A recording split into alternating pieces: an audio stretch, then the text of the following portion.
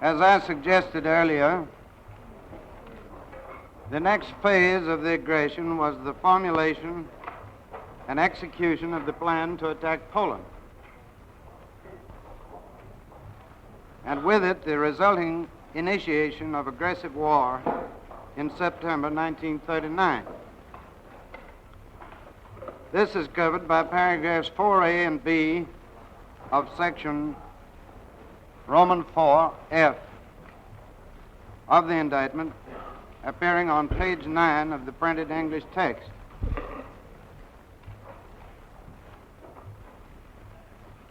Here again, the careful and meticulous record-keeping of the adjutant Schmundt has provided us with a document in his own handwriting which lets the cat out of the bag.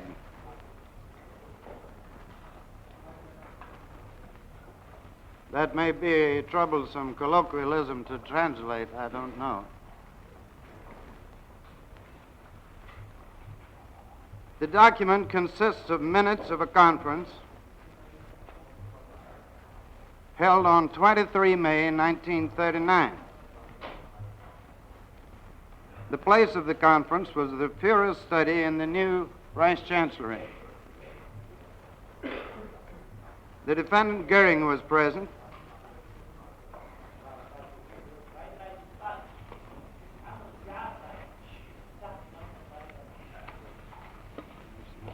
Go on.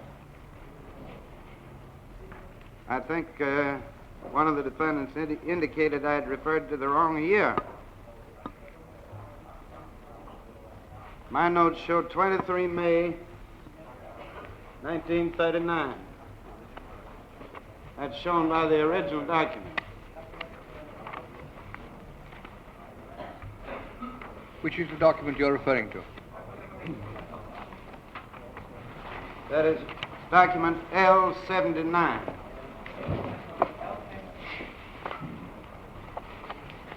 As I said, the defendant Goering was present. The defendant Rader was present. The defendant Keitel was present.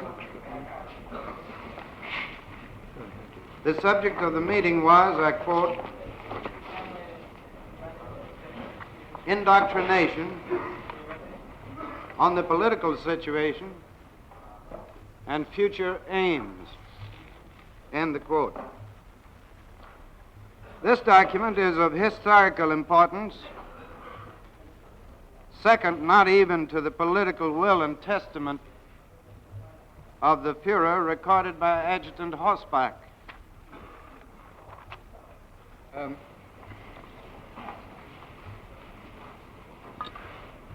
Could the marshal of the court shut the window, which is creating a draft here?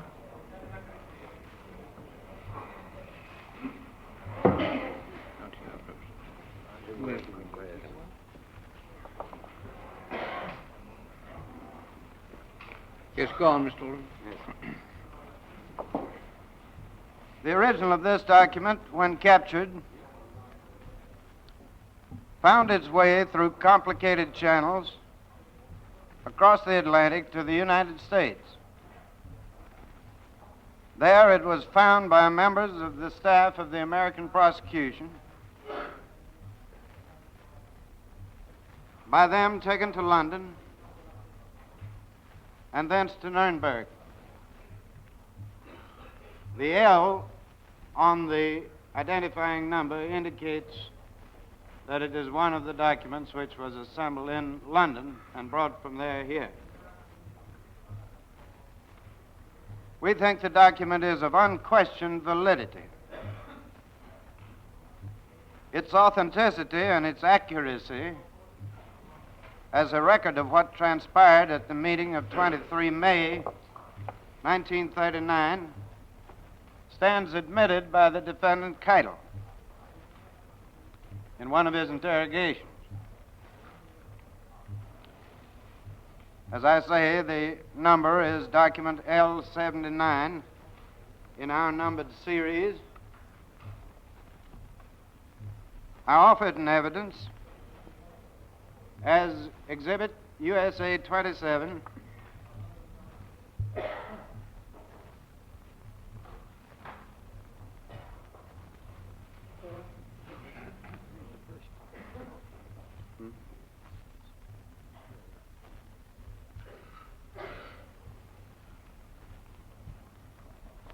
this document also is of such great importance historically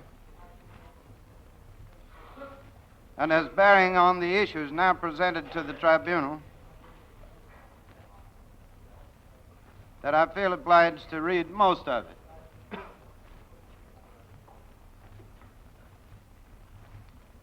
At the top, Geheime Reichssache, top secret, to be transmitted by officer only. Minutes of a conference on 23 May 39 placed the Führer's study, New Reich Chancellery, adjutant on duty, Lieutenant Colonel G.S. Schmunt. Present, the Führer, Field Marshal Goering, Grand Admiral Raeder, Colonel General von Brauchitsch,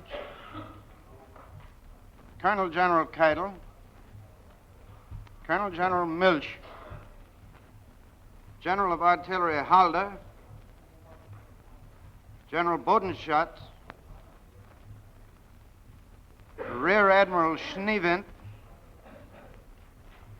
Colonel G.S. Jeschonik, Colonel G.S. Varlamont, Lieutenant Colonel G.S. Schmidt. That must be Schmut, isn't it? That is Schmut, the adjutant.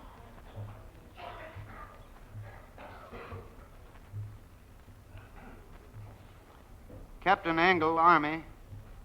Lieutenant Commander Albrecht. Captain von Below, Army. Subject, indoctrination on the political situation and future aims.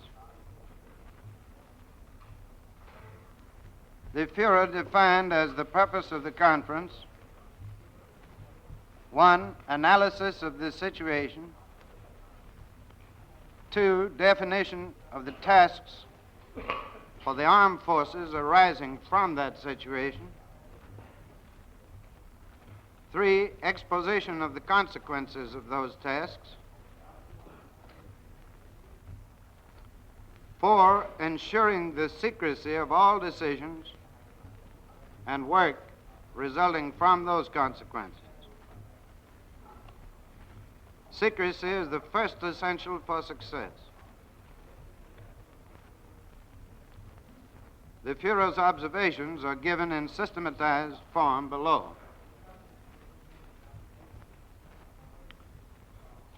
Our present situation must be considered from 2 points of view. 1, the actual development of events between 1933 and 1939. 2, the permanent and unchanging situation in which Germany lies. In the period 1933-39, progress was made in all fields. Our military situation improved enormously. Our situation with regard to the rest of the world has remained the same. Germany has dropped from the circle of great powers. The balance of power has been affected without the participation of Germany. This equilibrium is disturbed when Germany's demands for the necessities of life make themselves felt and Germany reemerges as a great power. All demands are regarded as encroachments.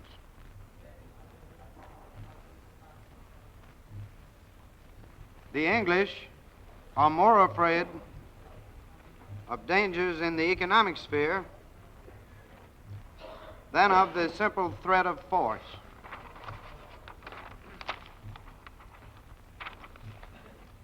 A mass of 80 million people has solved the ideological problems. So too must the economic problems be solved. No German can evade the creation of the necessary economic conditions for this. The solution of the problem demands courage. The principle by which one evades solving the problem by adapting oneself to circumstances is inadmissible. Circumstances must rather be adapted to aims. This is impossible without invasion of foreign states or attacks upon foreign property. Living space, in proportion to the magnitude of the state, is the basis of all power. One may refuse for a time to face the problem, but finally it is solved one way or the other. The choice is between advancement or decline. In 15 or 20 years' time, we shall be compelled to find a solution. No German statesman can evade the question longer than that. We are at present in a state of patriotic fervor, which is shared by two other nations, Italy and Japan. The period which lies behind us has indeed been put to good use. All measures have been taken in the correct sequence and in harmony with our aims.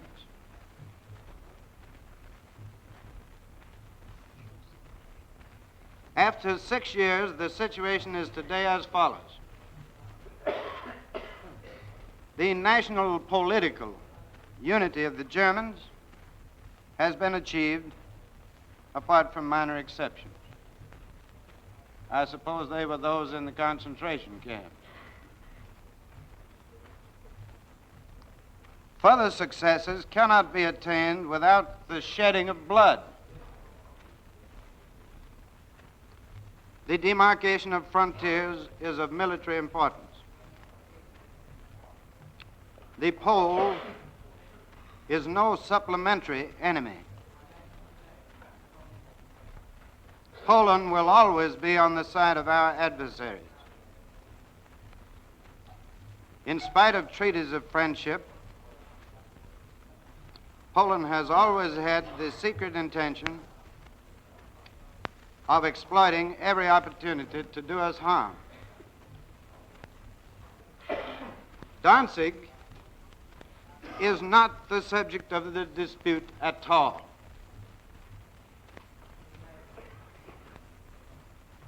It is a question of expanding our living space in the East and of securing our food supplies, of the settlement of the Baltic problem. Food supplies can be expected only from thinly populated areas. Over and above the natural fertility, thoroughgoing German exploitation will enormously increase the surplus.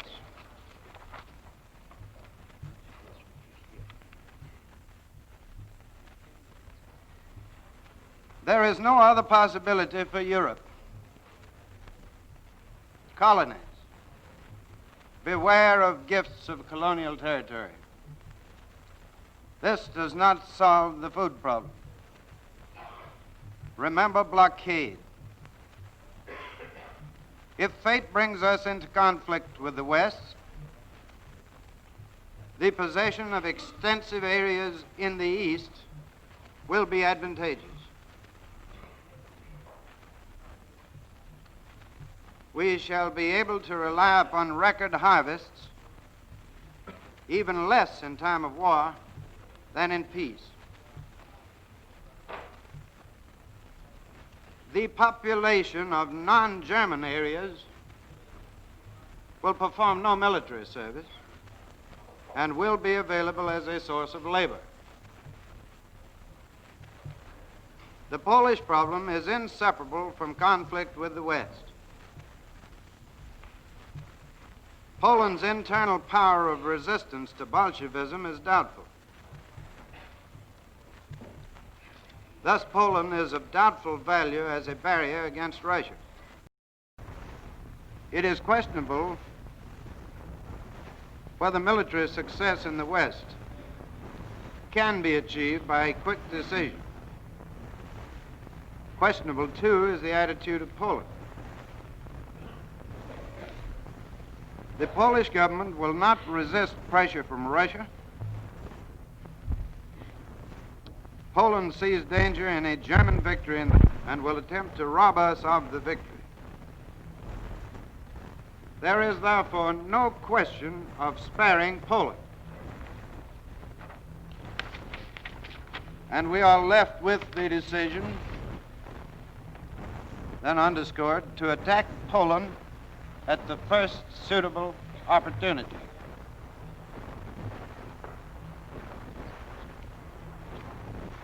That, if the court please, is underscored in the original German text. We cannot expect a repetition of the Czech affair. There will be war. Our task is to isolate Poland. The success of the isolation will be decisive. Therefore, the Führer must reserve the right to give the final order to attack. There must be no simultaneous conflict with the Western powers, France and England. If it is not certain that a German-Polish conflict will not lead to war in the West, then the fight must be primarily against England and France. Fundamentally, therefore, conflict with Poland, beginning with an attack on Poland, will only be successful if the Western powers keep out of it. If this is impossible, then it will be better to attack in the West and to settle Poland at the same time. The isolation of Poland is a matter of skillful politics. Japan is a weighty problem. Even if at first, for various reasons, her collaboration with us appears to be somewhat cool and restricted, it is nevertheless in Japan's own interest to take the initiative in attacking Russia in good time. Economic relations with Russia are possible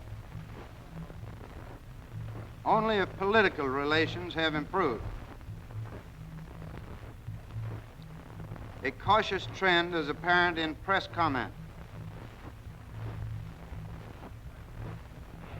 It is not impossible that Russia will show herself to be disinterested in the destruction of Poland.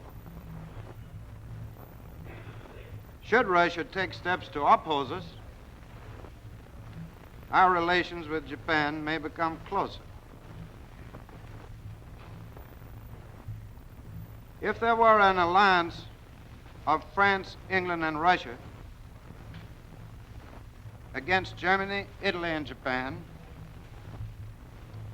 I would be constrained to attack England and France with a few annihilating blows.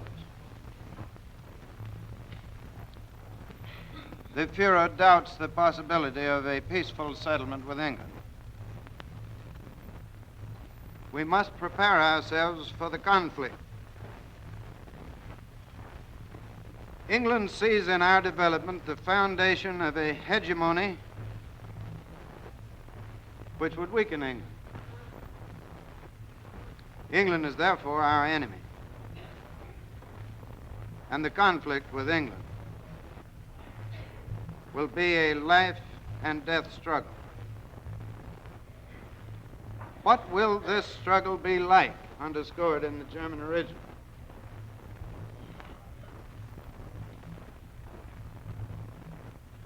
England cannot deal with Germany and subjugate us with a few powerful blows.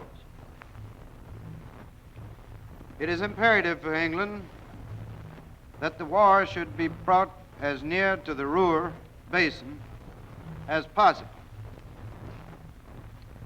French blood will not be spared. West Wall. The possession of the Ruhr Basin will determine the duration of our resistance. The Dutch and Belgian air bases must be occupied by armed force. Declarations of neutrality must be ignored. If England and France intend the war between Germany and Poland to lead to a conflict, they will support Holland and Belgium in their neutrality and make them build fortifications in order finally to force them to cooperation. Albeit under protest, Belgium and Holland will yield to pressure. Therefore, if England intends to intervene in a Polish war, we must occupy Holland with lightning speed. We must aim at securing a new defense line on Dutch soil up to the Zuider Zee. The war with England and France will be a life and death struggle. The idea that we can get off cheaply is dangerous. There is no such possibility. We must burn our boats, and it is no longer a question of justice or injustice, but of life or death for 80 million human beings.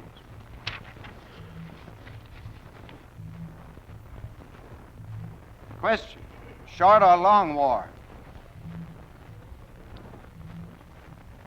Every country's armed forces or government must aim at a short war. The government, however, must also be prepared for a war of 10 to 15 years duration. History has always shown that people have believed that wars would be short. In 1914, the opinion still prevailed that it was impossible to finance a long war. Even today, this idea still persists in many minds. But on the contrary, every state will hold out as long as possible unless it immediately suffers some grave weakening, for example, Ruhr Basin. England has similar weaknesses. England knows that to lose a war will mean the end of her world power. England is the driving force against Germany. translators note literally, England is the motor driving against Germany. I suppose that's the French force motrice. Her strength lies in the following. First, the British themselves are proud, courageous, tenacious, firm in resistance, and gifted as organizers. They know how to exploit every new development. They have the love of adventure and the bravery of the Nordic race. Quality is lowered by dispersal. The German average is higher. 2, world power in itself. It has been constant for 300 years. Extended by the acquisition of allies. This power is not merely something concrete, but must also be considered as a psychological force embracing the entire world. Add to this immeasurable wealth with consequential financial credit. 3, geopolitical safety and protection by strong sea power and a courageous air force. England's weakness. If in the World War I we had had 2 battleships and 2 cruisers more, and if the Battle of Jutland had been begun in the morning, the British fleet would have been defeated and England brought to her knees. It would have meant the end of this war, that war, I take it. It was formally not sufficient to defeat the fleet. Landings had to be made in order to defeat England. England could provide her own food supplies. Today, that is no longer possible. The moment England's food supply routes are cut, she is forced to capitulate. The import of food and oil depends on the fleet's protection. If the German Air Force attacks English territory, England will not be forced to capitulate in one day. But if the fleet is destroyed, immediate capitulation will be the result. There is no doubt that a surprise attack can lead to a quick decision. It would be criminal, however, for the government to rely entirely on the element of surprise. Experience has shown that surprise may be nullified by 1, disclosure outside the limit of the military circles concerned. 2, mere chance, which may cause the collapse of the whole enterprise. 3, human failings. 4, weather conditions. The final date for striking must be fixed well in advance. Beyond that time, the tension cannot be endured for long. It must be borne in mind that weather conditions can render any surprise intervention by Navy and Air Force impossible. This must be regarded as a most unfavorable basis of action. 1, an effort must be made to deal the enemy a significant or the final decisive blow. considerations of right and wrong or treaties do not enter into the matter. This will only be possible if we are not involved in a war with England on account of Poland. 2, in addition to the surprise attack, preparations for a long war must be made, while opportunities on the continent for England are eliminated. The Army will have to hold positions essential to the Navy and Air Force. If Holland and Belgium are successfully occupied and held, and if France is also defeated, the fundamental conditions for a successful war against England will have been secured. England can then be blockaded from western France at close quarters by the Air Force, while the Navy with its submarines can extend the range of the blockade. Consequences: England will not be able to fight on the continent. Daily attacks by the Air Force and Navy will cut all her lifelines. Time will not be on England's side. Germany will not bleed to death on land. Such strategy has been shown to be necessary by World War I and subsequent military operations. World War I is responsible for the following strategic considerations, which are imperative. 1, with a more powerful navy at the outbreak of the war, or a wheeling movement by the Army toward the Channel ports, the end would have been different. 2, a country cannot be brought to defeat by an air force. It is impossible to attack all objectives simultaneously, and the lapse of time of a few minutes would evoke defensive countermeasures. 3, the unrestricted use of all resources is essential.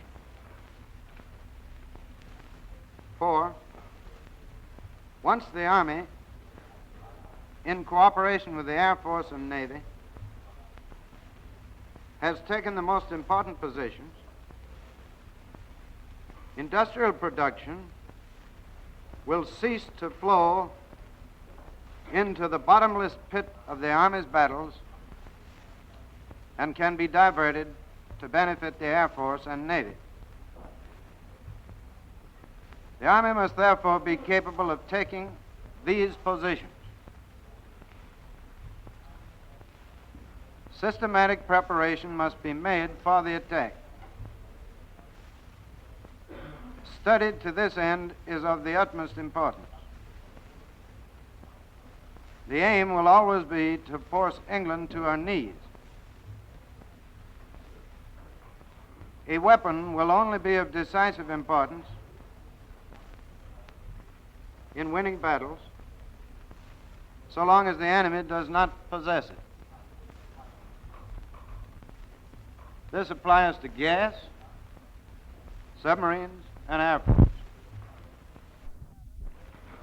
It would be true of the latter, for instance, as long as the English fleet had no available countermeasures. It will no longer be the case in 1940 and 1941. Against Poland, for example, tanks will be effective, as the Polish army possesses no countermeasures. Where straightforward pressure is no longer considered to be decisive, its place must be taken by the elements of surprise and by masterly handling.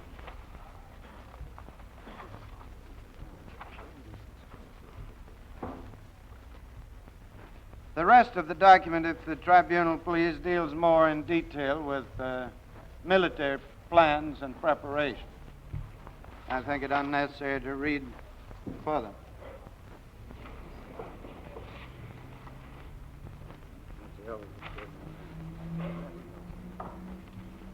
The document just read is the evidence which specifically supports the allegations in paragraph 4A of section Roman 4F of the indictment, appearing at page 9 of the printed English text, relating to the meeting of 23 May 1939. We think it leaves nothing unproved in those allegations. You ought to read the last page and the last 5 lines because they refer in terms to one of the defendants. I didn't read those, Mr. President, simply because I'm convinced that they are mistranslated in the English translation. I'd be glad to have them read in the original German. Oh, well, very well. If you're satisfied with that, you needn't. We could get it from the original German.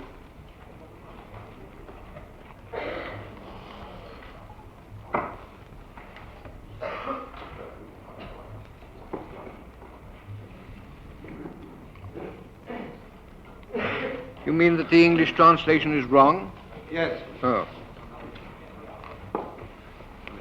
Then you better inform us then, if it is wrong. Did you have reference to the last paragraph headed Working Principles? Yes, the one after that. Yes. Might I ask that the German interpreter read that so it can be translated in the other languages?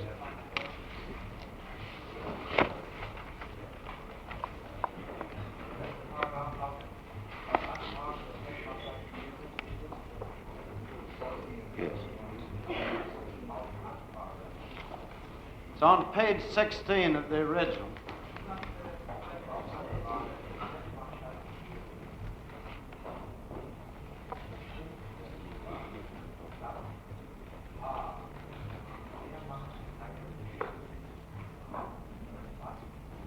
I'm sorry, it's the paragraph before that.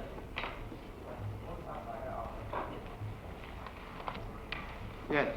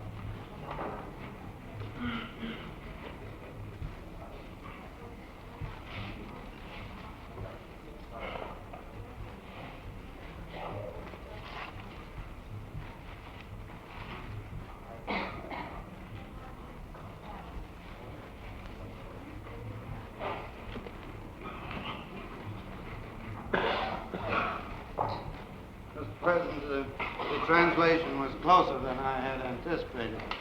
Yes.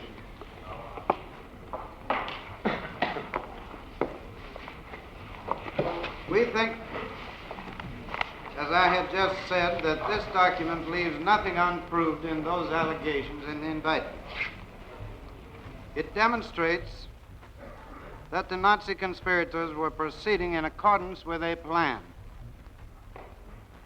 It demonstrates the cold-blooded premeditation of the assault on Poland. It demonstrates that the questions concerning Danzig, which the Nazis had agitated with Poland as a political pretext, were not true questions but were false issues.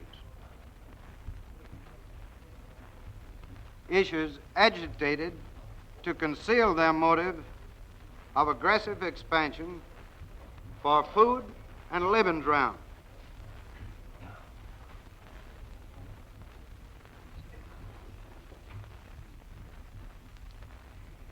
In this presentation of condemning documents concerning the initiation of war in September 1939, I must bring to the attention of the tribunal a group of documents concerning an address by Hitler to his chief military commanders at Obersalzberg on 22 August 1939, just 1 week prior to the launching of the attack on Poland. We have 3 of these documents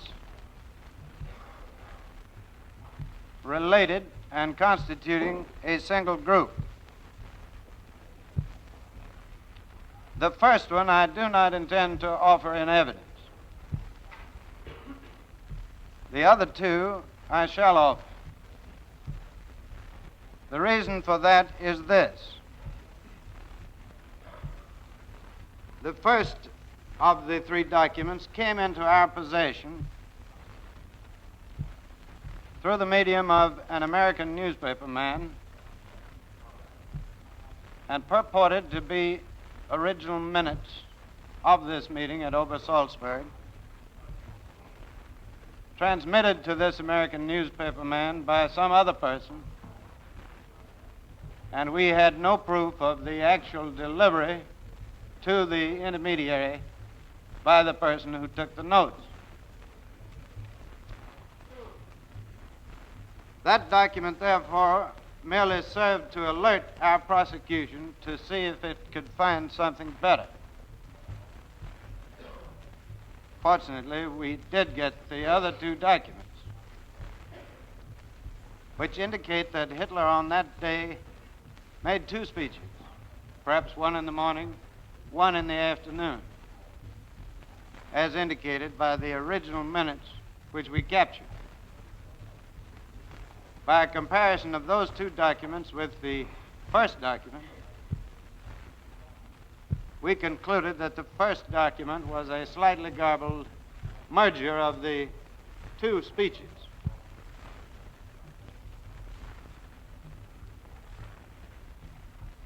On August 22nd, 1939, Hitler had called together at Obersalzberg the 3 supreme commanders of the 3 branches of the armed forces,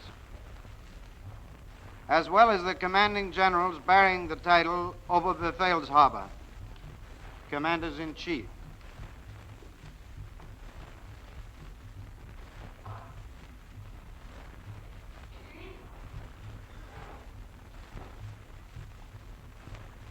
I've indicated how, upon discovering this first document, the prosecution set out to find better evidence of what happened on this day. In this, the prosecution succeeded. In the files of the OKW at Flensburg, the Oberkommando der Wehrmacht Chief of the High Command of the Armed Forces, there were uncovered 2 speeches delivered by Hitler at Obersalzberg on 22 August 1939. These are numbered documents, number 798 PS and number 1014 PS in our series of documents.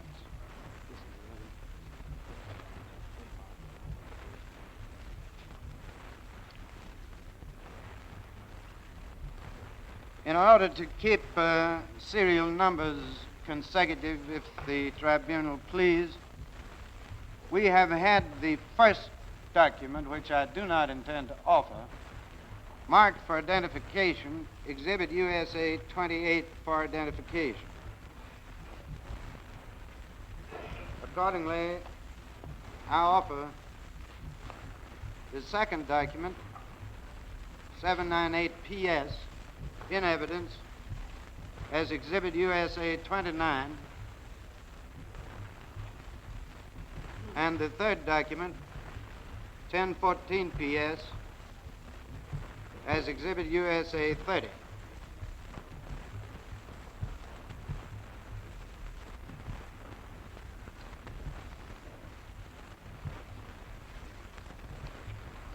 These are, again,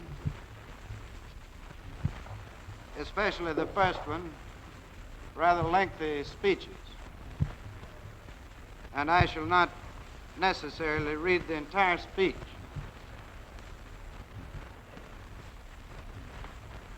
Reading from 798 PS, which is U.S. Exhibit 29, if they get it. The Führer's speech to the Commanders-in-Chief on 22 August 1939. I have called you together. Anything to show where the speech took place? Obersalzberg. How do you show that? Oh, do you mean on the document? Well, I'm afraid the indication Obersalzberg came from the first document, which I have not offered in evidence. I have no doubt that the defendants will admit that Obersalzberg was the place of this speech. The place is not very significant at the time. Very well.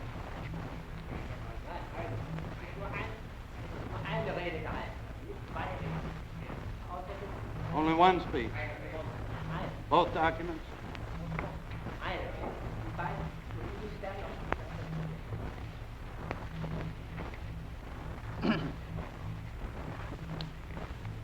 I have called you together to give you a picture of the political situation in order that you may have insight into the individual elements on which I have based my decision to act, and in order to strengthen your confidence. After this, we will discuss military details. It was clear to me that a conflict with Poland had to come sooner or later. I had already made this decision in spring. I interpolate, I think he is there referring to the May document, to which I've already adverted, L79. But I thought that I would first turn against the West in a few years, and only afterwards against the East. But the sequence cannot be fixed. One cannot close one's eyes even before a threatening situation. I wanted to establish an acceptable relationship with Poland in order to fight first against the West. But this plan, which was agreeable to me, could not be executed since essential points have changed. it became clear to me that Poland would attack us in case of a conflict with the West. Poland wants access to the sea. The further development became obvious after the occupation of the Memel region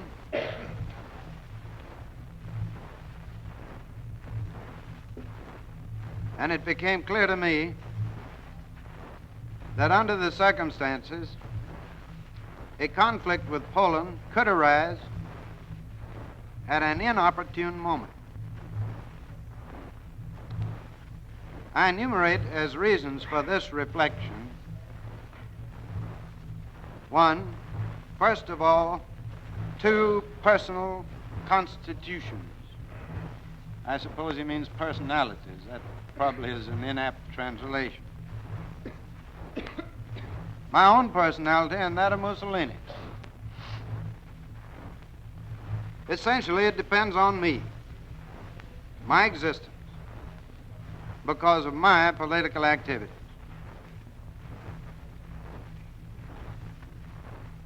I interpolate to comment on the tremendous significance of the fact of a war which engulfed almost the whole world, depending upon one man's personality.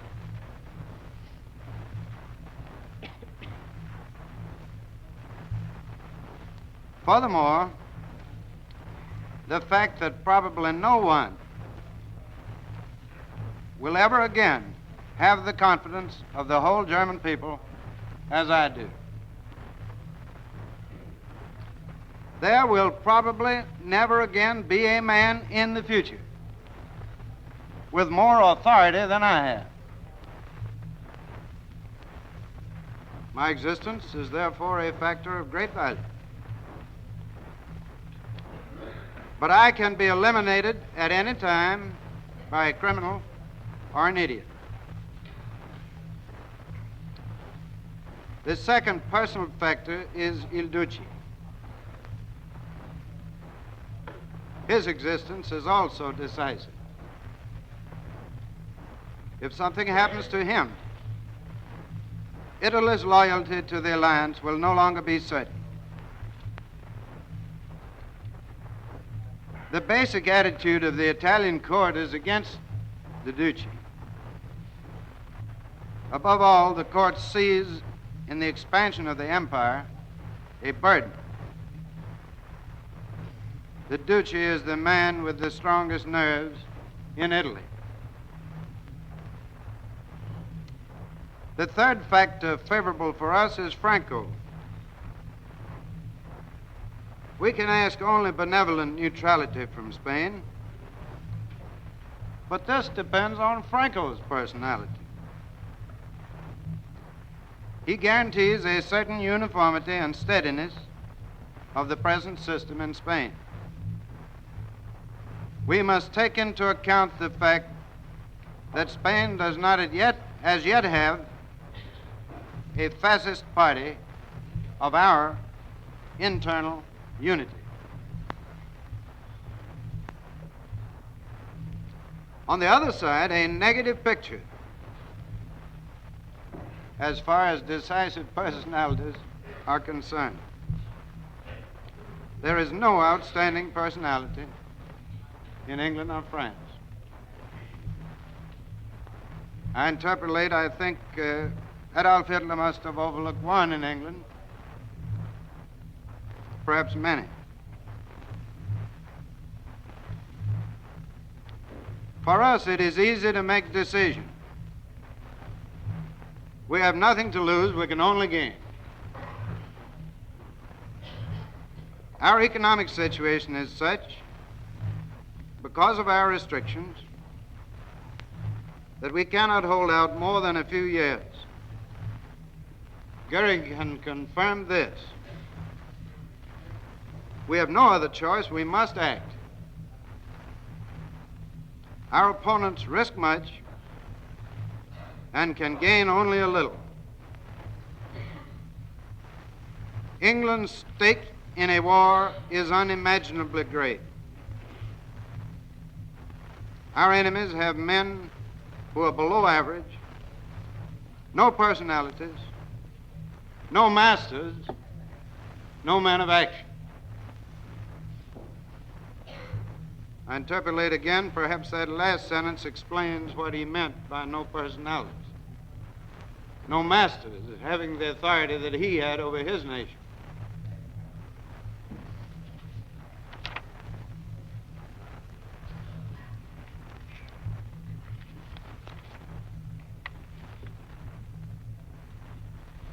Beside the personal factor, the political situation is favorable for us. In the Mediterranean, rivalry among Italy, France, and England. In the Orient, tension, which leads to the alarming of the Mohammedan world. The English Empire did not emerge from the last war strengthened. From a maritime point of view, nothing was achieved. Conflict between England and Ireland. The South African Union became more independent. Concessions had to be made to India. England is in great danger. Unhealthy industries. A British statesman can look into the future only with concern.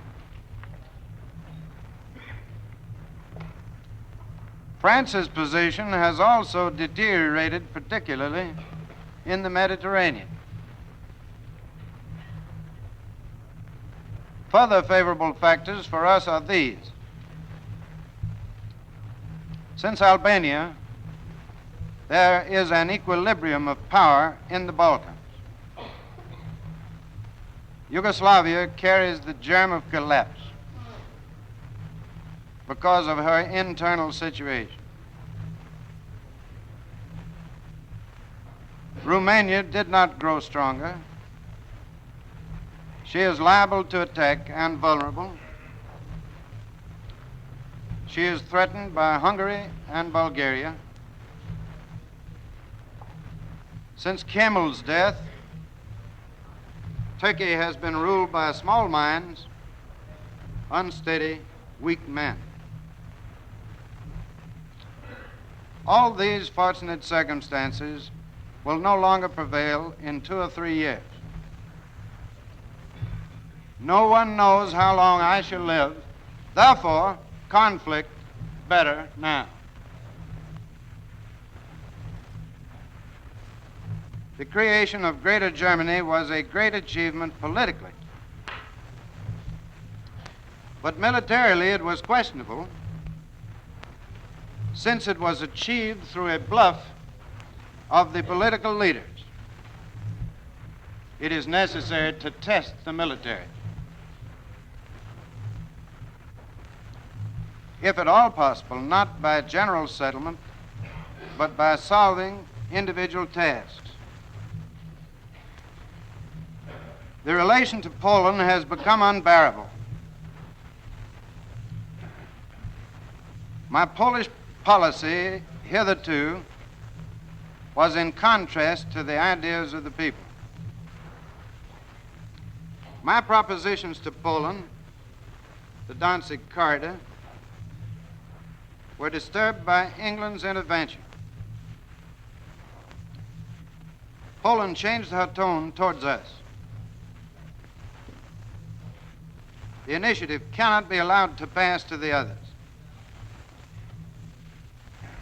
This moment is more favorable than in 2 to 3 years. An attempt on my life or Mussolini's would change the situation to our disadvantage.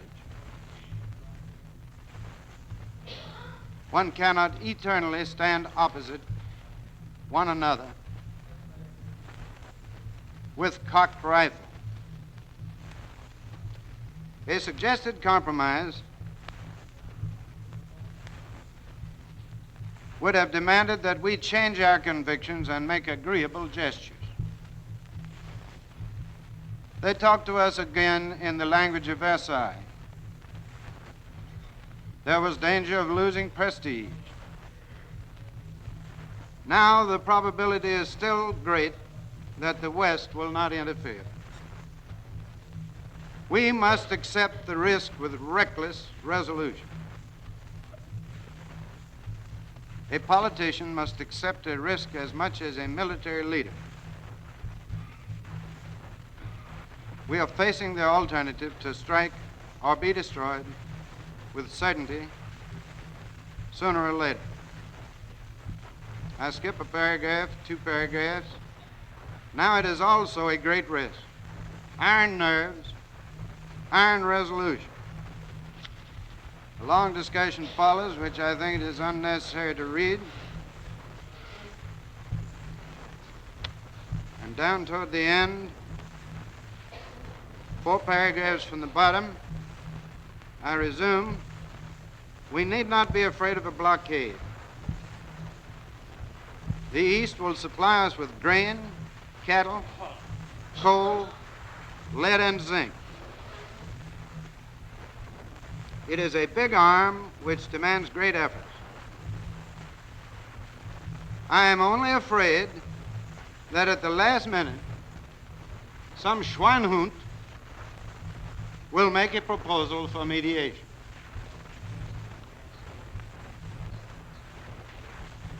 And then to the last paragraph of 1 sentence, Goering answers with thanks to the Führer and the assurance that the armed forces will do their duty.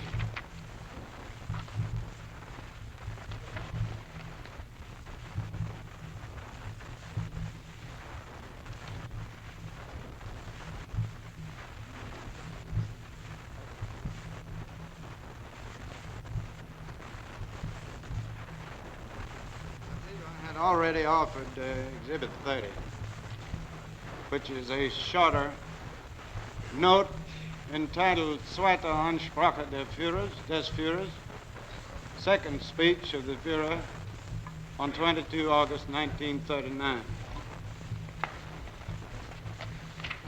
You want to see it?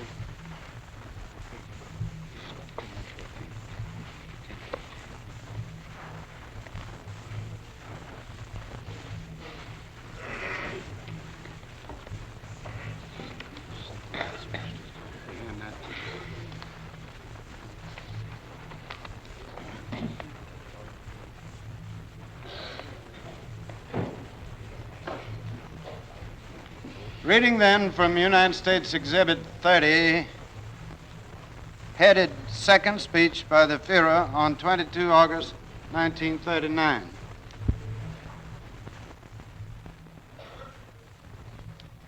It may also turn out differently regarding England and France. One cannot predict it with certainty.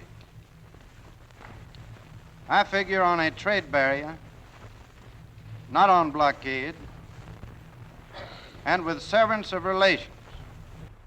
Most iron determination on our side. Retreat before nothing. Everybody shall have to make a point of it that we were determined from the beginning to fight the Western powers. Struggle for life or death. Germany has won every war as long as she was united. Iron, unflinching attitude of all superiors, greatest confidence, faith in victory, overcoming of the past by getting used to the heaviest strain. A long period of peace would not do us any good. Therefore, it is necessary to expect everything. Manly bearing. It is not machines that fight each other, but men. We have the better quality of men. Mental factors are decisive. The opposite camp has weaker people. In 1918, the nation fell down because the mental prerequisites were not sufficient. Frederick the Great secured final success only through his mental power. Destruction of Poland in the foreground. The aim is elimination of living forces, not the arrival at a certain line. Even if war should break out in the West, the destruction of Poland shall be the primary objective. Quick decision because of the season.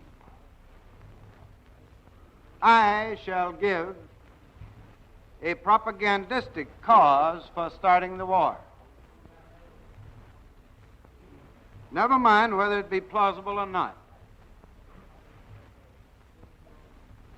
The victor shall not be asked later on whether we told the truth or not. In starting and making a war, not the right is what matters, but victory. Have no pity. Brutal attitude. 80 million people shall get what is their right. Their existence has to be secured. The strongest has the right.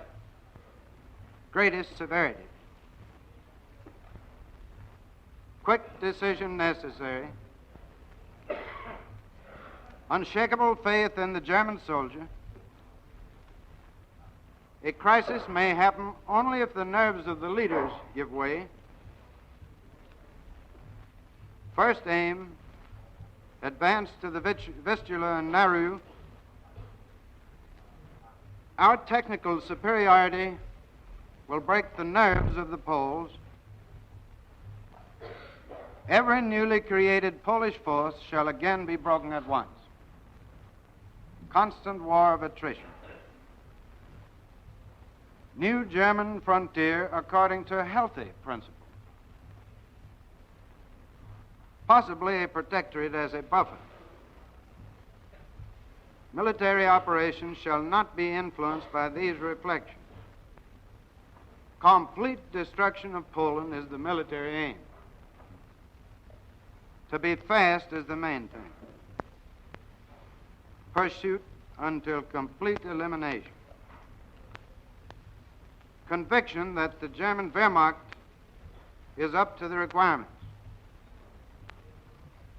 The start shall be ordered probably by Saturday morning. That ends the quotation. The tribunal will recall that, in fact, the start was actually postponed until September 1.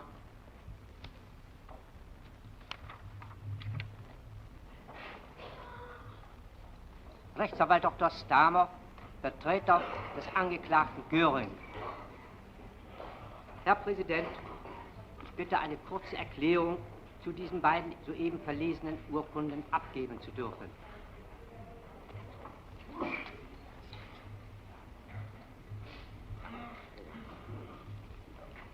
Die beiden verlesenen Urkunden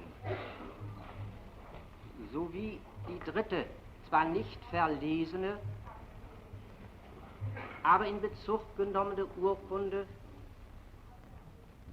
werden von der Verteidigung nicht anerkannt, um nicht den Anschein zu erwecken, als ob dieser Widerspruch leichtfertig erhoben ist, gebe ich dazu folgende kurze Begründung. Die beiden verlesenen Urkunden enthalten eine Reihe von sachlichen Unrichtigkeiten. Sie tragen keine Unterschriften. Es hat außerdem, und daraus ergibt sich auch ihre Unrichtigkeit, nur eine Sitzung stattgefunden.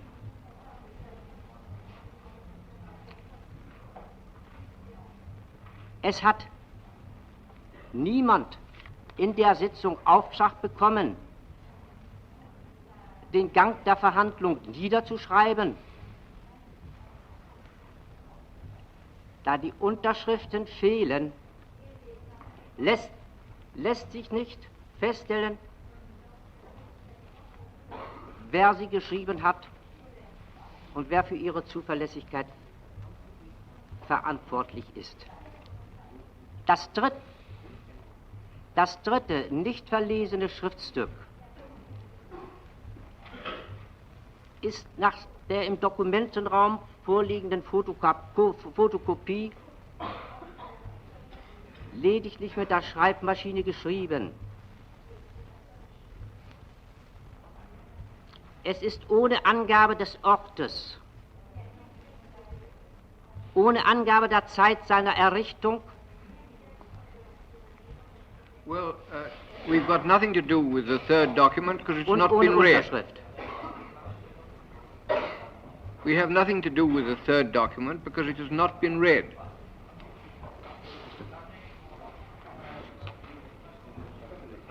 Are you unable to hear? Ich habe es nicht gehört. Nein, ich kann es nicht. What I said was that we have nothing to do.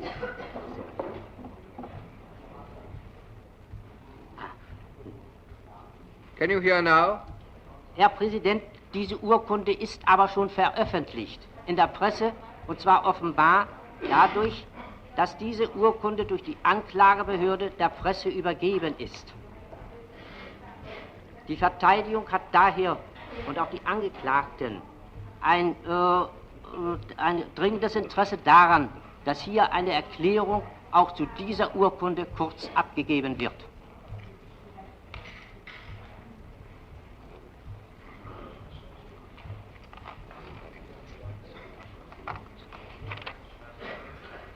The tribunal is trying this case in accordance with the evidence and not in accordance with what is in the press. And the third document is not in evidence before us.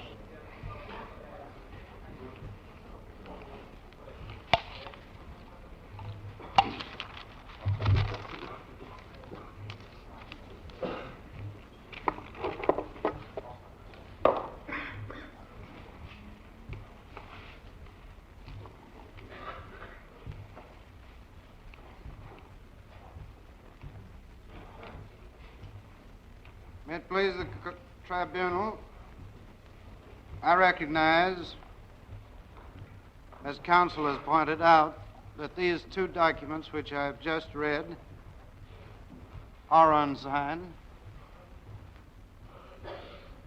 They come to us from an authentic source. They are German documents. They were found in the OKW files.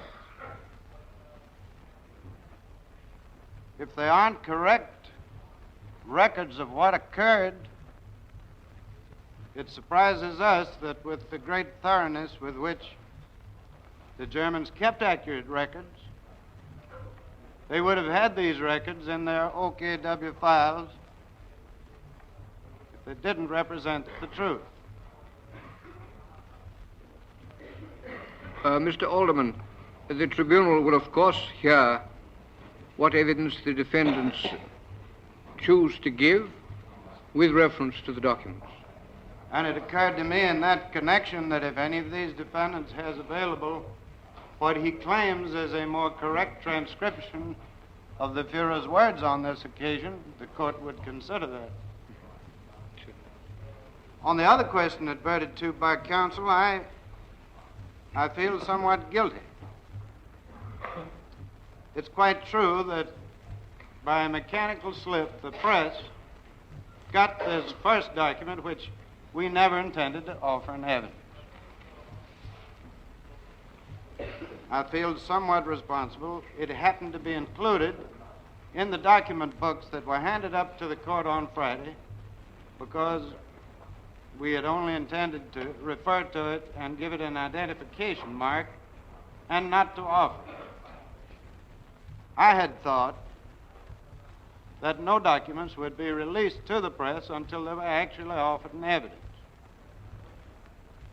With as large an organization as we have, it's very difficult to police all those matters. Mr. Alderman, the tribunal would like to know how many of these documents are given to the press. I can't answer that question.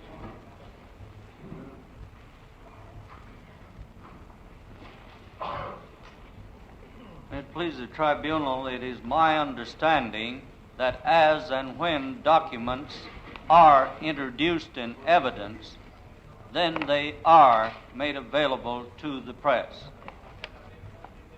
In what numbers? Sir, In what numbers? I think about 250 copies of each one. How many? About 200 or 250 mimeograph copies in English.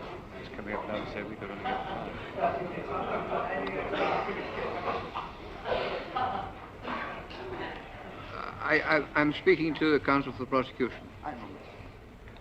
I am speaking to counsel for the prosecution.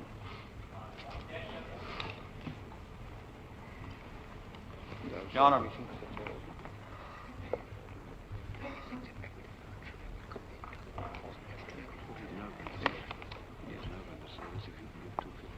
I'm going to say it. Well, the tribunal thinks that the... Put them on. Put them on. Put them on. The tribunal thinks that the defendant's counsel should have copies of these documents before any of them are handed to the press. I mean to say that in preference to gentlemen of the press, the defendant's counsel should have the documents.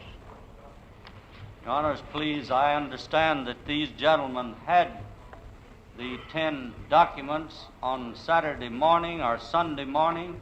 They've had them for 24 hours. Copies are the originals of these documents that have been read today down in the Information Center. Well, I stated in accordance with the provisional arrangement which was made, and which was made upon your representations, that 10 copies of the trial briefs and 5 copies of the volumes of documents should be given to the defendant's counsel. Sir, I have the receipt that they were deposited in the room. Yes, but what I'm pointing out to you, Colonel Story, is that if 250 copies of the documents can be given to the press, then the defendant's counsel should not be limited to 5 copies. If Your Honor please, the 250 copies are the mimeograph copies in English when they are introduced in evidence. I hold in my hand, or in my briefcase here, receipts that the document books and the briefs were delivered 24 hours in advance to the... You don't seem to understand what I'm putting to you, which is this, that if you can afford to give 250 copies of the documents in English to the press, you can afford to give more than 5 copies to the defendant's counsel. One each. I see your points, Your Honor, and we... Well, we needn't discuss it further. Yes, in future, that will be done.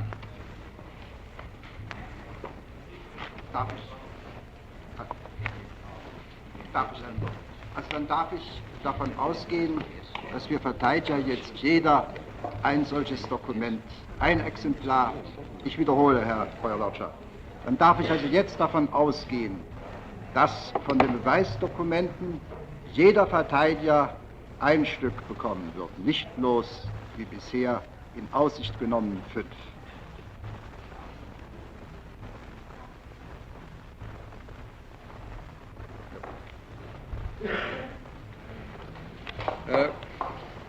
Go on, Mr. Alderman.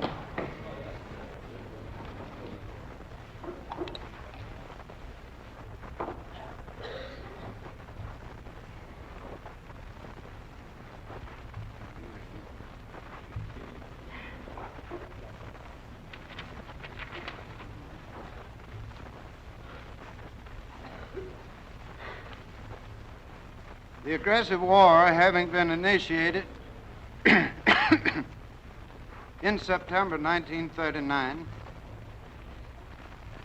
and Poland having been totally defeated shortly after the initial assault, the Nazi aggressors converted the war into a general war of aggression, extending into Scandinavia, into the Low Countries, and into the Balkans.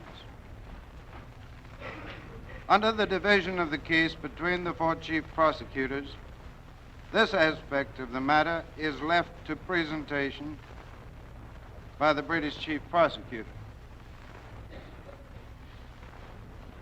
Another change that we have made in our plan, which I perhaps should mention,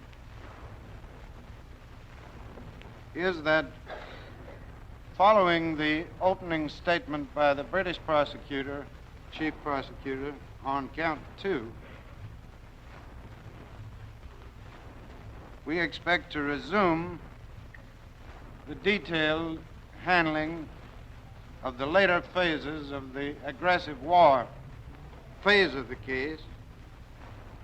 The British, instead of the Americans, will deal with the details of the aggression against Poland, then with this expansion of the war in Europe, and then as a joint part of the American case on count 1 and the British case on count 2, I shall take up the aggression against Russia and the Japanese aggression in detail.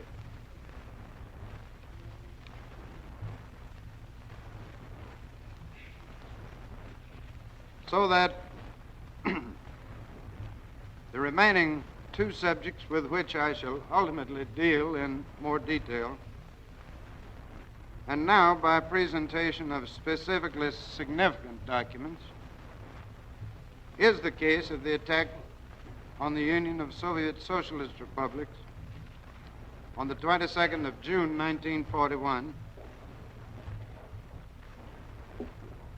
and the case on collaboration between Italy and Japan and Germany, and the resulting attack on the United States on the 7th of December 1941.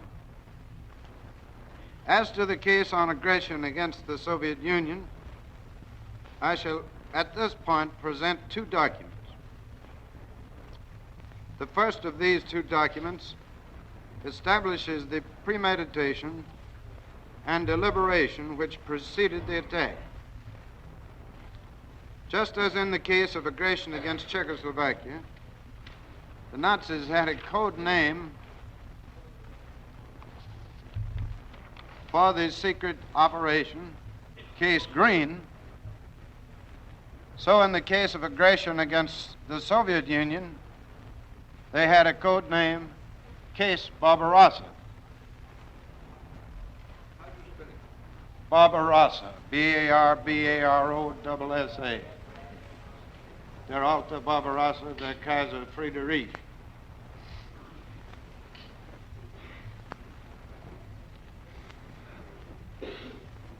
From the files of the OKW at Flensburg,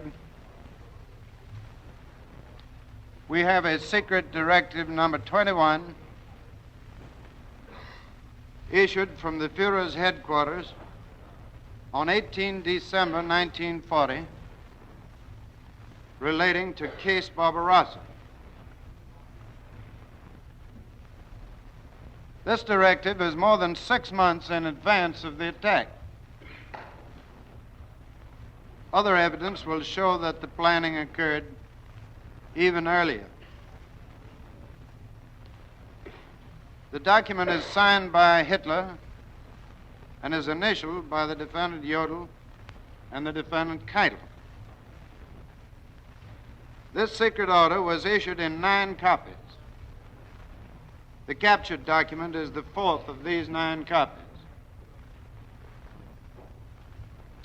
It is numbered document number 446PS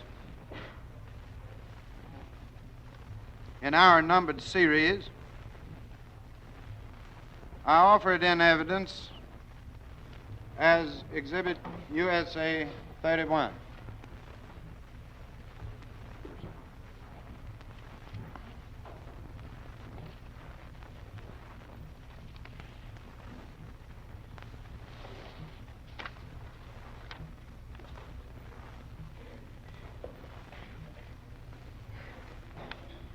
If the tribunal please, I think it will be sufficient for me to read the first page of that directive.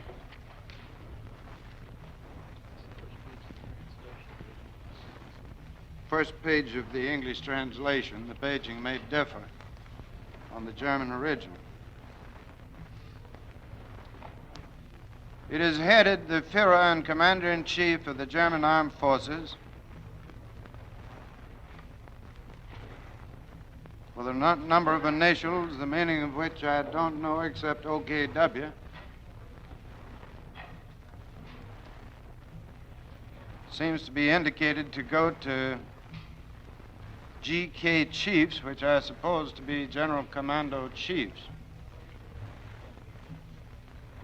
The Führer's headquarters, 18 December 1940. Secret only through officer. 9 copies, 4th copy. Directive number 21, case Barbarossa. The German armed forces must be prepared to crush Soviet Russia in a quick campaign before the end of the war against England. Case Barbarossa. For this purpose, the Army will have to employ all available units, with the reservation that the occupied territories will have to be safeguarded against surprise attacks. For the Eastern Campaign, the Air Force will have to free such strong forces for the support of the Army that a quick completion of the ground operations may be expected, and the damage of the eastern German territories will be avoided as much as possible. This concentration of the main effort in the east is limited by the following reservation: that the entire battle and armament area dominated by us must remain sufficiently protected against enemy air attacks, and that the attacks on England, and especially the supply for them, must not be permitted to break down. Concentration of the main effort of the Navy remains unequivocally against England also during an Eastern campaign.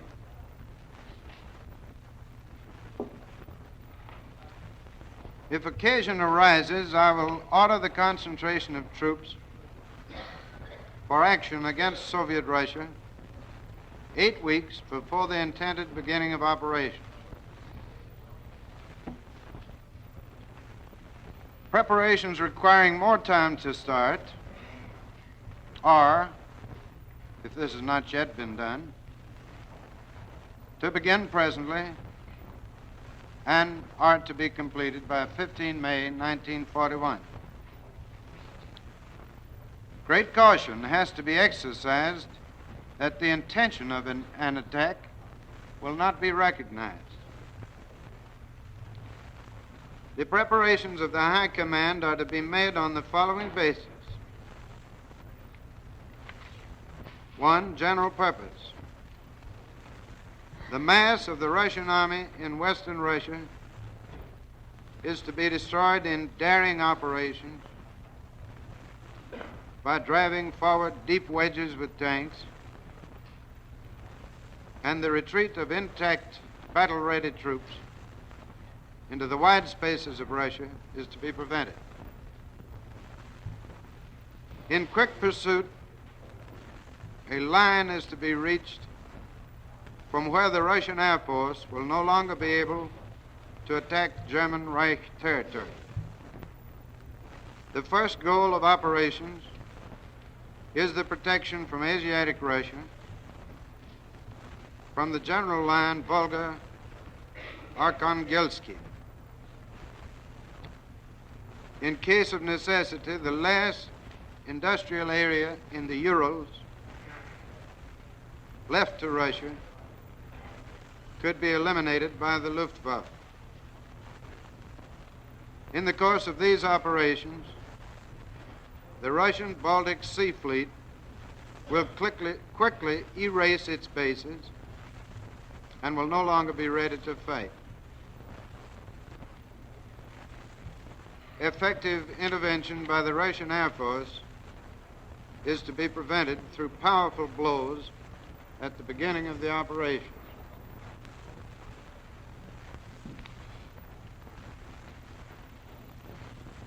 Another secret document captured from the OKW files. Mr. Alderman, perhaps that would be a convenient time Yes. to adjourn for 10 minutes. Yes. Another secret document captured from the OKW files we think establishes the motive for the attack on the Soviet Union. It also establishes the full awareness of the Nazi conspirators of the crimes against humanity which would result from their attack.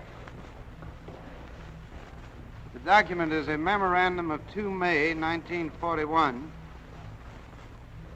concerning the results of a discussion on that day with the state secretaries concerning the case Barbarossa.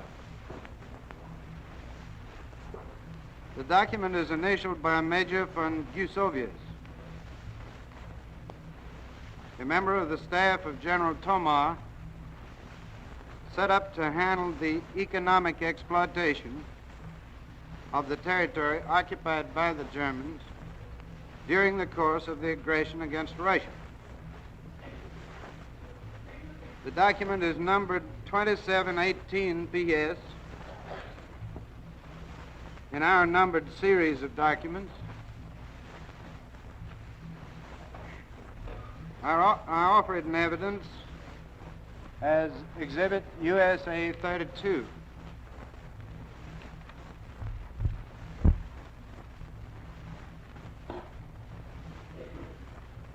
I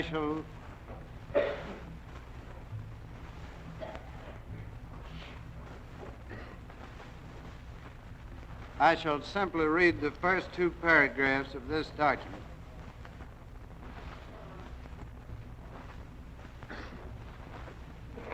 Including the introductory matter. Matter for chief, 2 copies. First copy to files 1A. Second copy to General Schubert. May 2nd, 1941. Memorandum about the result of today's discussion with the state secretaries about Barbarossa. 1, the war can only be continued if all armed forces are fed by Russia in the 3rd year of war. 2, there is no doubt that as a result, many millions of people will be starved to death if we take out of the country the things necessary for us.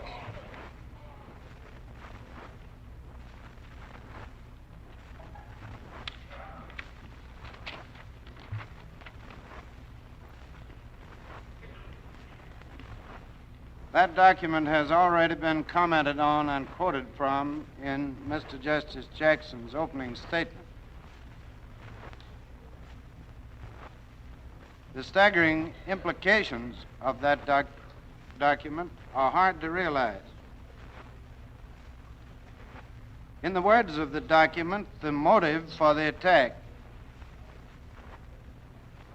was that the war which the Nazi conspirators had launched in September 1939, quote, can only be continued if all armed forces are fed by Russia in the third year of the war.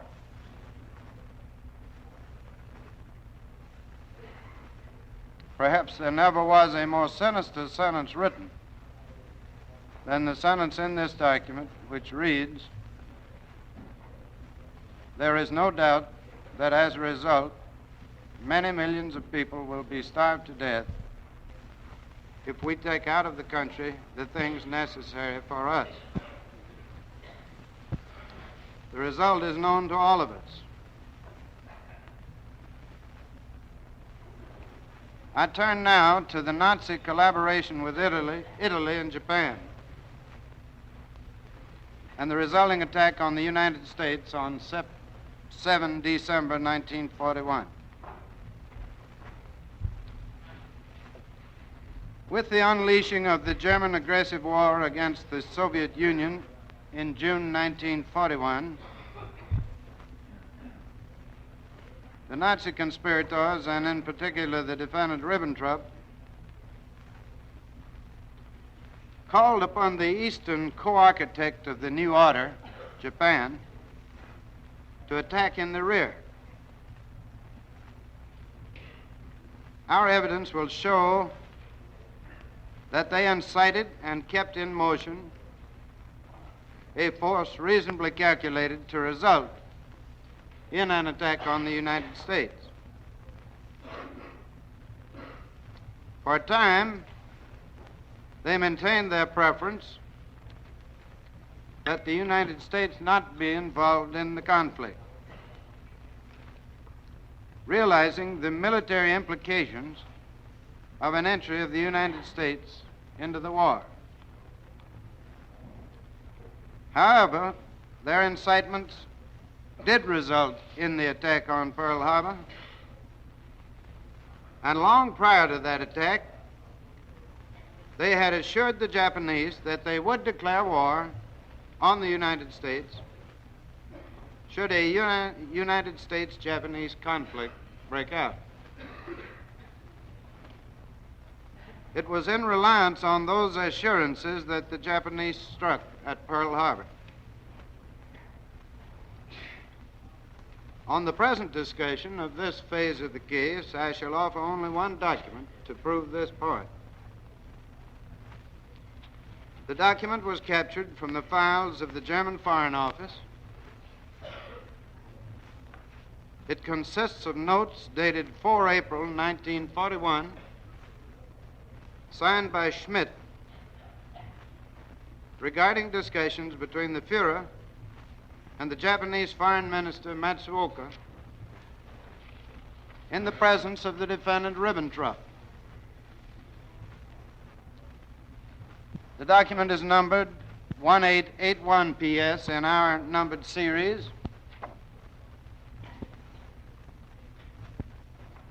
And I offer it in evidence as Exhibit USA 33.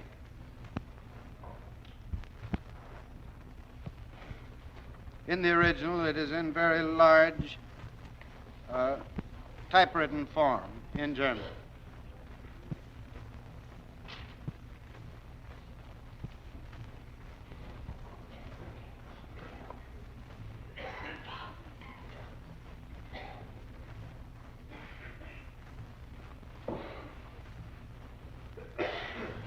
I shall read what I deem to be the pertinent parts of this document, beginning with the fourth paragraph. First reading the heading. The heading being Notes regarding the discussion between the Fuhrer and the Japanese Foreign Minister, Matsuoka, in the presence of the Reich Foreign Minister and of the Minister of State, Meissner, in Berlin on the 4th of April, 1941.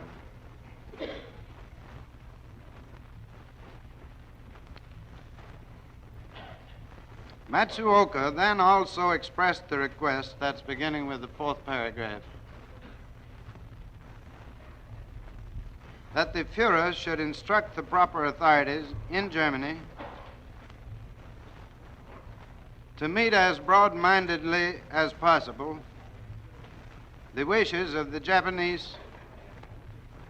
I'm sorry.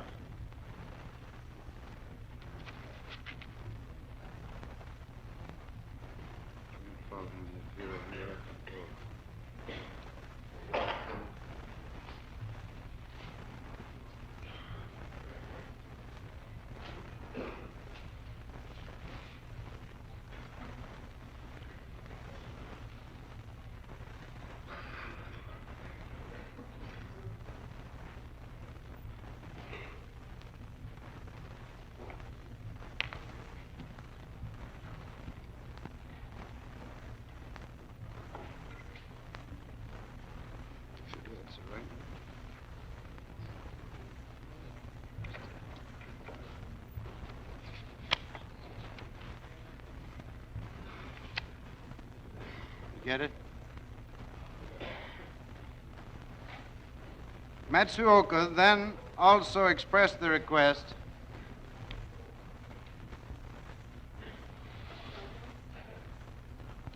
that the Fuhrer should instruct the proper authorities in Germany to meet as broad-mindedly as possible the wishes of the Japanese Military Commission. Japan was in need of German help, particularly concerning the U-boat warfare, which could be given by making available to them the latest experiences of the war, as well as the latest technical improvements and inventions.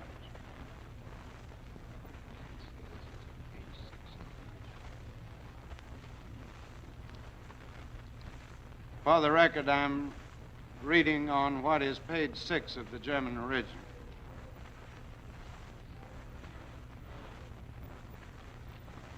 Japan would do her utmost to avoid a war with the United States. In case that country should decide to attack Singapore, the Japanese Navy, of course, had to be prepared for a fight with the United States. Because in that case, America probably would side with Great Britain. He, Matsuoka, personally believed that the United States could be restrained by diplomatic exertions from entering the war at the side of Great Britain. Army and Navy had, however, to count on the worst situation, that is, with war against America. They were of the opinion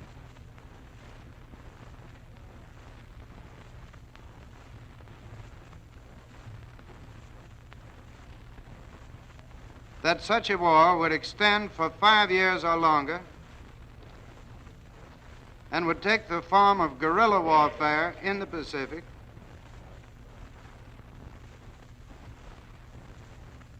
and would be fought out in the South Sea. For this reason, the German experiences in her guerrilla warfare are of the greatest value to Japan. It was a question how such a war would best be conducted and how all the technical improvements of submarines in all details, such as periscopes and such like, could best be exploited by Japan. To sum up, Matsuoka requested that the Fuhrer should see to it that the proper German authorities would place at the disposal of the Japanese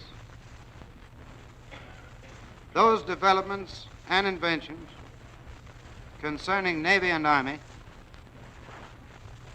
which were needed by the Japanese. The Fuhrer promised this and pointed out that Germany, too, considered a conflict with the United States undesirable, but that it had already made allowances for such a contingency. In Germany, one was of the opinion that America's contributions depended upon the possibilities of transportation, and that this again is conditioned on the available tonnage. Germany's war against tonnage, however, means a decisive weakening, not merely against England, but also against America. Germany has made her preparations so that no American could land in Europe. She would conduct a most energetic fight against America with her U-boats and her Luftwaffe, and due to her superior experience, which would still have to be acquired by the United States, she would be vastly superior, and quite apart from the fact,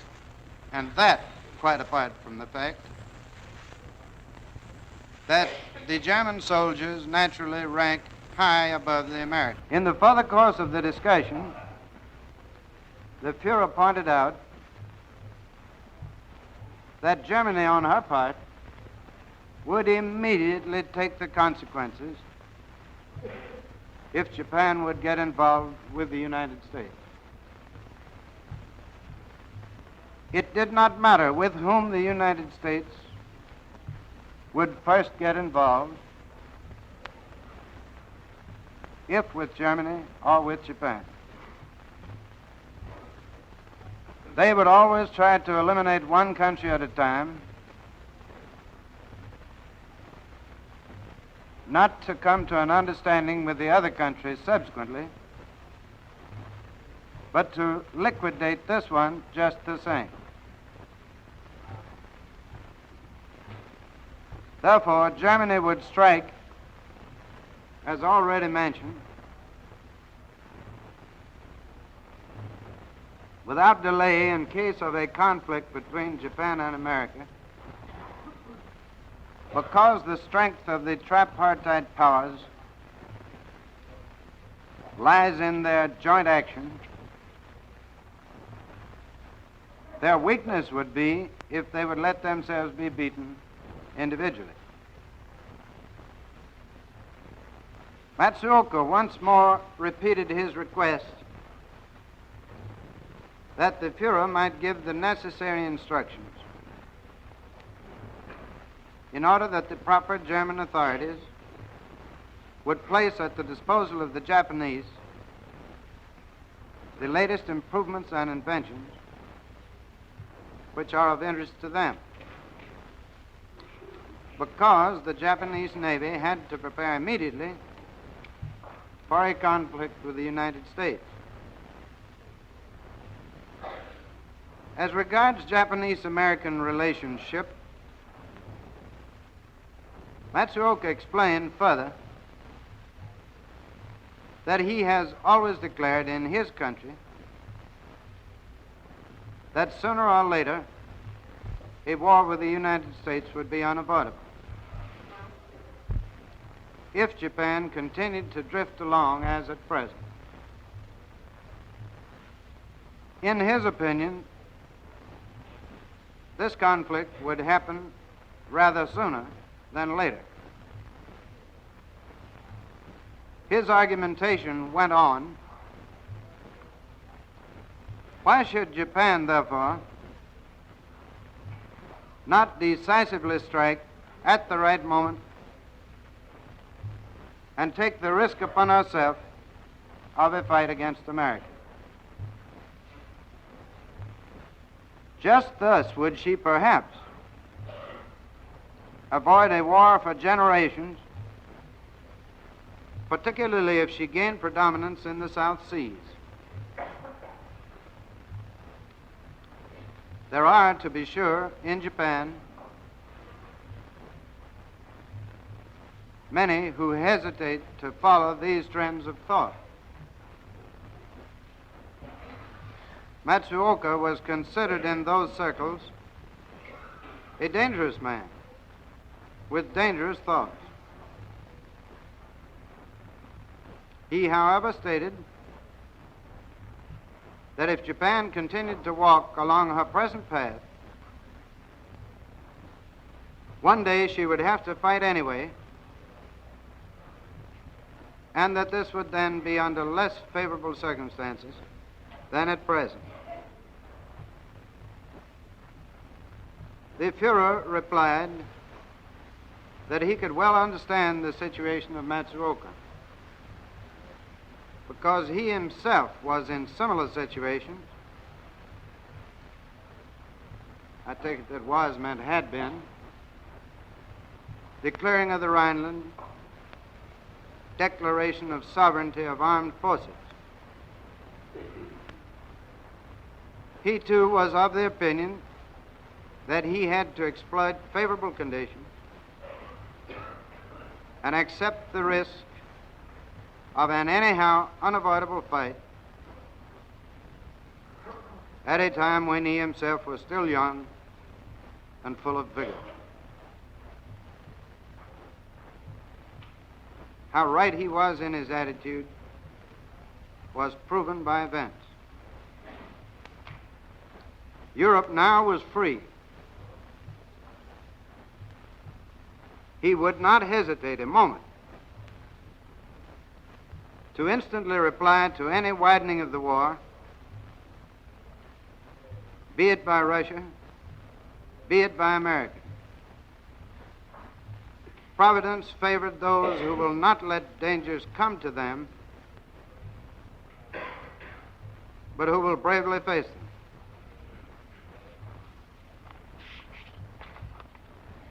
Matsuoka replied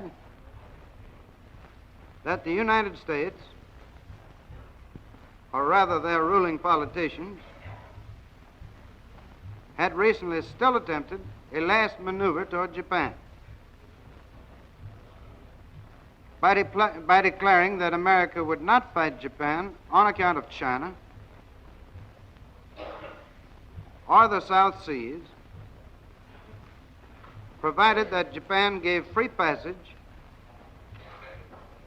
to the consignments of rubber and tin to America to their place of destination.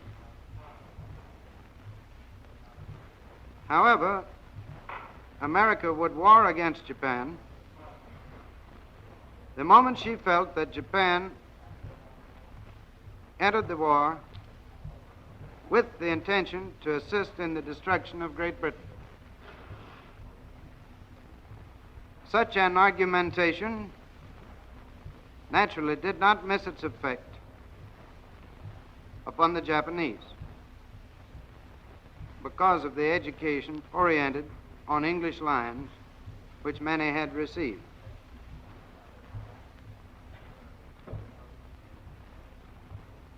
The Fuhrer commented on this, that this attitude of America did not mean anything, but that the United States had the hope that as long as the British World Empire existed, one day they could advance against Japan together with Great Britain,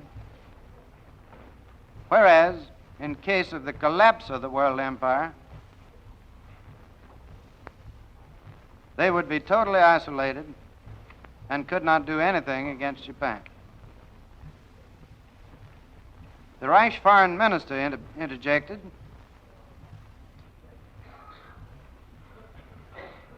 that the Americans, precisely under all circumstances, wanted to maintain the powerful position of England in East Asia but that on the other hand, it is proved by this attitude to what extent she fears a joint action of Japan and Germany.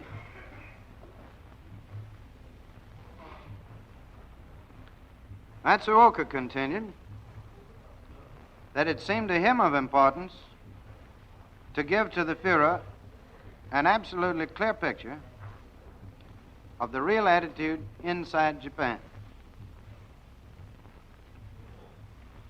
For this reason, he also had to inform him regretfully of the fact that he, Matsuoka, in his capacity as Japanese Minister for Foreign Affairs, could not utter in Japan a single word of all that he had expounded before the Führer and the Reich Foreign Minister regarding his plan. This would cause him serious damage in political and financial circles. Once before, he had committed the mistake, before he became Japanese Minister for Foreign Affairs, to tell a close friend something about his intentions. It seems that the latter had spread these things and thus brought about all sorts of rumors which he, as Foreign Minister, had to oppose energetically, though as a rule he always tells the truth. Under these circumstances, he also could not indicate how soon he could report on the questions discussed to the Japanese Premier or to the Emperor. He would have to study exactly and carefully, in the first place, the development in Japan, so as to make his decision at a favorable moment, to make a clear breast of his proper plans towards the Prince Kanoya and the Emperor. Then the decision would have to be made within a few days, because the plans would otherwise be spoiled by talk. Should he, Matsuoka, fail to carry out his intentions, that would be proof he is lacking in influence, in power of conviction, and in tactical capabilities. However, should he succeed, it would prove that he had great influence in Japan. He himself felt confident that he would succeed. On his return, being questioned, he would indeed admit to the Emperor, the Premier, and the ministers for the Navy and the Army that Singapore had been discussed. He would, however, state that it was only on a hypothetical basis. Besides this, Matsuoka made the express request not to cable in the matter of Singapore, because he had reason to fear that by cabling something might leak out. If necessary, he would send a courier. The Führer agreed and assured, after all, that he could rest entirely assured of German reticence. Matsuoka replied he believed indeed in German reticence, but unfortunately he could not say the same of Japan. The discussion was terminated after the exchange of some personal parting words. Berlin, the 4th of April, 1941, signed Schmidt.